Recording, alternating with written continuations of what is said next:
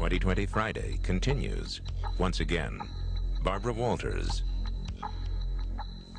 Millions of little girls have dreamed of walking in Judy Garland's shoes. You know, those ruby slippers from The Wizard of Oz that made all wishes come true. Judy Garland was one of the greatest talents of all time, but her own wishes didn't come true. Her own life was dramatically and disturbingly different. Tonight, the story she never got to tell before she died, including spellbinding audio tapes that she made and the autobiography she never finished. They capture some of Judy Garland's darkest days. Gerald Siegel has the untold story of this legend. Being Judy Garland is quite a chore. This is a Judy Garland you've never heard before. I want my money. I want it right now. A Judy Garland no one has ever heard before. She recorded these tapes to help write an autobiography she'd never finish. Every son of a was ever stolen from me. I better get it up. These weren't delusions. She was broke when she recorded this, and not movie star down to my last Rolls Royce broke, homeless broke. No money to buy food broke. That's why I'm supposed to be a legend, Judy Garland. All right, then read about it. Read the truth, though. And believe me, the way you believed me when I sang all the songs. Well, now I'm talking, and listen to me, for goodness sake. Daughter Lorna Luft was one of the few who did listen, but she was too young to be able to do much about it. I'm quoting from Lorna's book, Me and My Shadows. I wasn't much more than 12, but it was up to me to take care of Mama and Joey. We'd start running out of food and money regularly. My life was sort of like this beautiful, beautiful ball of yarn that started to unravel, and nobody knew what to do.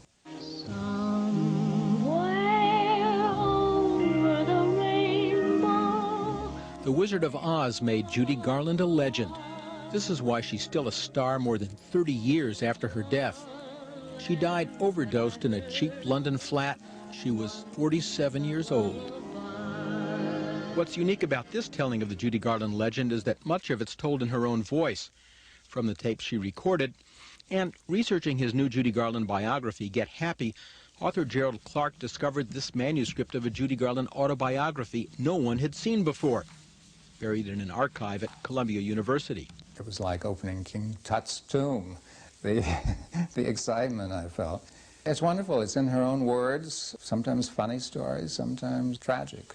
The tragedy started early, even before Frances Ethel Gum was born. Her parents were vaudevillians. Her father ran a theater in Grand Rapids, Minnesota. Her mother didn't want a third child and tried to abort her. Her father had a wayward eye for young men. He was told, in a polite way, I think, that they had to leave town. The family moved west to Lancaster, California. Her mother drove her, sometimes dragged her to every studio in nearby L.A. In a 1967 interview with Barbara Walters, not even this great actress could disguise the anger she still felt toward her mother. Did you have a stage mother, as we have heard about the stage mothers? One that wouldn't quit. A mean one. She was very jealous because she had absolutely no talent. She would sort of stand in the wings when I was a little girl, and if I didn't feel good, if I was sick to my tummy, she'd say, "You get out and sing, or I'll wrap you around the bedpost and break you off short." So I'd go out and sing. Something she didn't tell Barbara. Gerald Clark learned from a childhood friend that young Judy always suspected her mother traded sex for favors with producers and studio execs. September 1935, Judy signed with MGM, the biggest, richest, most star-studded studio in Hollywood. Judy was everybody's favorite girl next door, but the studio's other starlets had an almost patented long-legged MGM look. She didn't fit into the mold. So now imagine being told that out loud when you're 13, 12 years old. Which is a terrible age to be anyway. Absolutely, and you're told you look funny, this, you're a hunchback, your nose isn't right, this, that. What's that going to do to your confidence? Louis B. Mayer, who was just a bit more uncompromising in the way he ran MGM than Mussolini was in the way he ran Italy, did call Judy my little hunchback. Dear Mr. Gable. This was the song that made Judy Garland a star. Judy Garland will become an overnight sensation. The price? She'd work non-stop. Today, a star makes one film a year. In her 10-year career at MGM, Judy made 10 films with co-star Mickey Rooney alone. There is a new star in the heavens. That's how the studio system worked. When she made The Wizard of Oz, Judy Garland was paid $500 a week. The only named player paid less, the Cairn Terrier who played Toto. He got $125, and he didn't have to fend off Mr. Mayor. Judy Garland's own words. He'd say, "This girl is great, and the reason is that she sings from the heart." And with that, he'd always find my left breast with his hand. I often thought I was lucky that I didn't sing with another part of my anatomy. And though part of the Garland myth is that it was the studio that started her on pep pills and diet pills and sleeping pills to come down, Clark learned she'd started on pills long before she started at the studio. Her mother was the one who really got her hooked on drugs at the age of, about 8 or 9.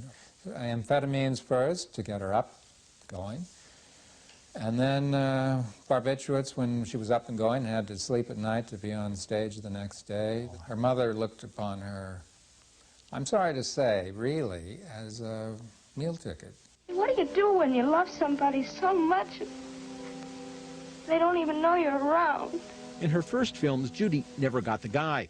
MGM knew an on-screen romance would be bad for her image. Off-screen, she'd have romances with Tyrone Power, Orson Welles, Frank Sinatra. And at 20, married composer David Rose. Troubled from the start, the marriage was doomed when Judy got pregnant. She wanted a baby, but a pregnancy would have cost MGM millions. The studio convinced her husband and, of course, her mom. Though written in the third person, these are Judy Garland's words. "Where are we going?" "Never mind," said Mother, "you'll see." They drove for about a half hour and pulled up in front of a dreary little establishment outside of town. Her mother took Judy by the hand, led her inside to a shabby little office. In a few minutes, David, her mother, and MGM were satisfied. Off-screen, the pills got Judy through the depression and the nonstop workload. At least 4 doctors were writing prescriptions. But on-screen, the drugs didn't show.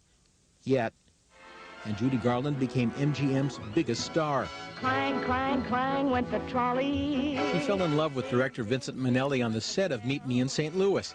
This time, MGM said yes to a baby. She was pregnant in this scene from Till the Clouds Roll By. Little Liza would happen in 1946.